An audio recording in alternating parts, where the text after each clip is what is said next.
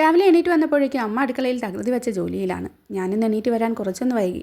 ചേട്ടനിന്ന് ജോലിക്കും പോകണം. അമ്മ എന്തായാലും കറികളെല്ലാം റെഡിയാക്കി വെച്ചിട്ടുണ്ടായിരുന്നു. കുക്കുവിന് കുറച്ച് നാളത്തെ ഇടവേളയ്ക്ക് ശേഷം പനിയും ജലദോഷവും എല്ലാം തുടങ്ങിയിട്ടുണ്ട്. മഴക്കാലമല്ലേ, അല്ലെങ്കിലും സ്കൂൾ തുറന്നു കഴിഞ്ഞാൽ പിന്നെ ഇടയ്ക്കിടയ്ക്ക് പനിയും ജലദോഷവും എല്ലാം പതിവുള്ളതാണ്.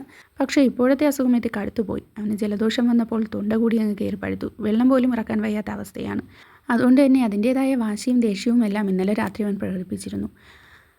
പിന്നെ അമ്മയെല്ലാം റെഡിയാക്കിയത് കൊണ്ട് തന്നെ എനിക്ക് വലിയ പാടൊന്നുമില്ലായിരുന്നു. ചോറും അവിയലും അച്ചാറും വെച്ച് ഒരു മുട്ട കൂടി അങ്ങ് പൊരിച്ച് വെച്ചു.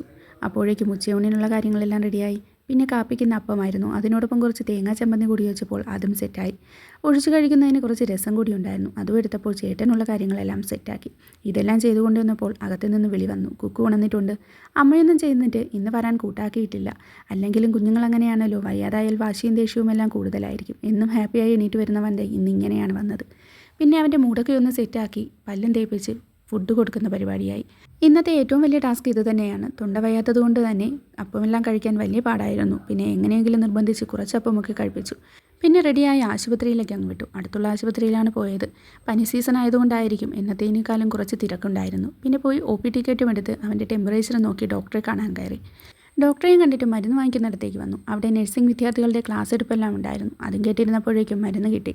ഇനി 3-4 ദിവസത്തേക്ക് കുക്കുവിന് എന്തായാലും ഫുഡൊന്നും കഴിക്കേണ്ടി വരില്ല. മരുന്ന് കഴിച്ച് തന്നെ വയറുവെപ്പിക്കേണ്ടി വരും. അത്രയധികം മരുന്ന് വാങ്ങി വീട്ടിലേക്ക് വിട്ടു.